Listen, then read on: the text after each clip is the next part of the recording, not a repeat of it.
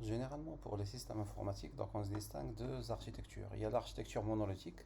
Donc monolithique, c'est-à-dire que l'application elle est définie comme étant un seul bloc. Et donc là, le problème qui est donné, c'est qu'une seule application. Donc pour la déployer, on a besoin d'un serveur d'application. C'est le cas d'Apache Tomcat. Également, on va tout mettre sur le même bloc, à la fois la couche user interface, la couche web, la couche métier pour le traitement, la DAO pour accès aux données. Et donc là, on va tout mettre dans l'architecture monétique, donc on va tout mettre dans le même bloc. Donc ce qui peut déclencher des erreurs. Donc si on prend un cas classique d'une application de commerce électronique qui devrait être créée comme étant un monolithe, donc on peut distinguer plusieurs inconvénients. Donc le problème principal, c'est qu'on va centraliser tous les besoins fonctionnels dans la même application. Et donc si jamais une fonctionnalité, donc si je prends plusieurs services, celui de clientèle, celui de produit, celui de gestion du panier, donc si jamais par exemple le service gestion de produit n'est plus fonctionnel, donc automatiquement, si une fonctionnalité va bloquer, donc toute l'application serait bloquée. Donc ça c'est le premier inconvénient.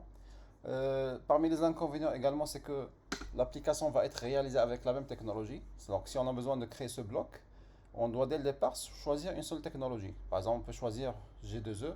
Et donc là, on va utiliser les GSP Servlet, des frameworks de persistance pour créer l'application. Et donc si jamais une fonctionnalité va bloquer, bien sûr, toute l'application va bloquer.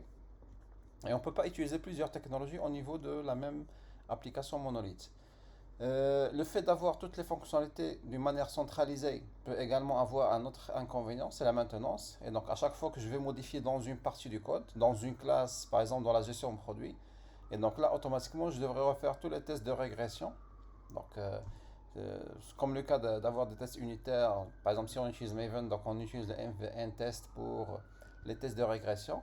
Et par la suite, il faut redéployer toute l'application. Et donc, lorsqu'on va parler de redéployer toute l'application, bien sûr, ça devrait prendre plus de temps, sachant qu'on avait modifié que sur la partie gestion de produits. Également au niveau de la livraison, donc la livraison va se faire en bloc, et donc le client devrait attendre beaucoup avant d'avoir la livraison de la user interface, qui devrait être la dernière étape. Donc, même chose, si on travaille avec les GSP servlets, bien sûr, on commence par les servlets, on commence par la couche métier, la couche service, et la couche web ou bien la couche user interface. Normalement, c'est la dernière partie. Et donc, l'utilisateur, il devrait attendre la fin de toute la partie traitement avant d'avoir le résultat qui est la user interface.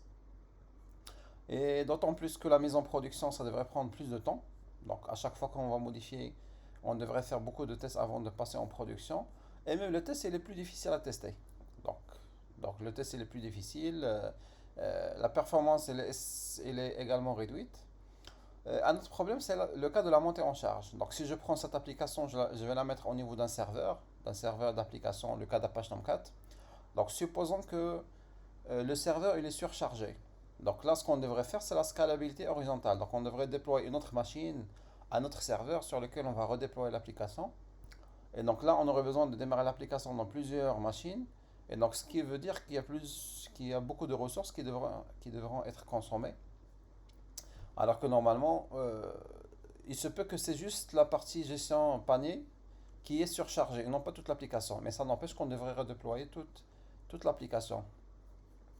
Maintenant, dans le cas de l'architecture microservice. Donc, l'architecture microservice, c'est un style d'architecture qui consiste à découper le domaine métier en plusieurs sous-domaines. Donc, je reprends l'application de commerce électronique. Donc là, je vais créer plusieurs microservices. Un pour la gestion des clients, un pour la gestion des produits, un pour la gestion du panier. Et donc là, chaque sous-domaine, c'est une application à part entière. C'est-à-dire les microservices, ce sont des applications, c'est une application qui s'exécute en arrière-plan, qui devrait marcher indépendamment des autres. Et donc, bien sûr, pour qu'on puisse la mettre en place, en parallèle, il y a tout un ensemble de mécanismes qu'on devrait mettre en place. C'est le cas, par exemple, de la gateway, de l'API gateway, donc pour la redirection des requêtes. Comme ça, à chaque fois qu'on va envoyer une requête, on devrait savoir vers quel microservice on devrait la rediriger. C'est vrai que l'application elle va être découpée en plusieurs sous-applications, mais ces sous-applications, ils devront communiquer entre eux. Donc ça veut dire que normalement, chaque microservice, on peut le déployer sur un serveur à part.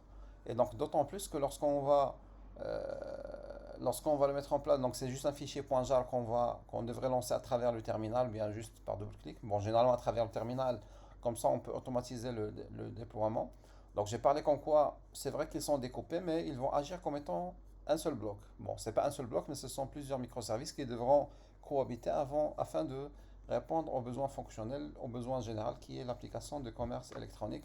Et bien sûr, les microservices, ils devront communiquer entre eux. Si je prends par exemple le microservice gestion produit avec celui de gestion de panier, bien sûr, pour qu'on puisse ajouter un produit dans le panier, on devrait également communiquer avec le microservice gestion produit pour savoir est-ce que le produit, est-ce qu'il est disponible, récupérer son prix afin de l'ajouter sur le prix du panier. Donc, ça veut dire que les microservices, ils devront communiquer entre eux. Bon, j'ai parlé de l'API Gateway. Donc, l'API Gateway, le rôle de l'API Gateway, c'est d'acheminer la requête vers le haut microservice. Comme ça, lorsqu'on va envoyer une requête vers l'API Gateway, il saurait que cette requête, elle devrait être envoyée vers tel microservice. Bon, généralement, il y a tout un ensemble de solutions. Il y a l'API Gateway, il y a également le Discovery Service.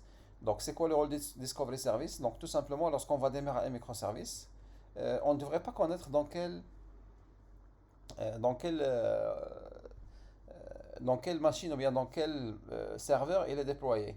Ça veut dire que puisqu'on peut le déployer sur plusieurs machines, et donc là, on peut ne pas avoir besoin de savoir l'adresse IP de cette machine. Donc, c'est le rôle de Discovery Service. À chaque fois qu'un serveur ou bien un microservice va démarrer, il devrait s'enregistrer auprès du Discovery Service afin de savoir l'adresse IP de ce microservice. Également, parmi les avantages, c'est la montée en charge. Donc, j'ai parlé tout à l'heure que la montée en charge ou bien la scalabilité horizontale au niveau de l'application monolithe, c'est c'est un principe qui va prendre beaucoup de ressources parce qu'on va déployer toute l'application sur un deuxième serveur. Maintenant, si je prends le même cas, l'application commerce électronique mais avec l'architecture microservice, par exemple, si je prends le customer service, donc en cas de montée en charge, ça veut dire que beaucoup de requêtes, ils sont en train d'arriver vers le service customer service. Donc automatiquement, ce que je devrais faire, c'est une autre instance du même service qui est customer service qui devrait démarrer. Donc également, la nouvelle instance devrait s'enregistrer auprès du discovery service. Et donc dans ce cas, on aurait deux entrées pour la table, dans la table de correspondance avec le no customer service, avec deux adresses IP qui sont différentes. Et donc la gateway va jouer le rôle de l'équilibrage de charge, ou bien ce qu'on appelle le load balancing, de telle sorte à chaque fois qu'il y a une requête qui va arriver. Donc là, on devrait balancer, ou bien on devrait faire à tour de rôle. Une requête va arriver vers l'ancien customer service, et une autre requête va arriver vers le deuxième service qui vient d'être lancé.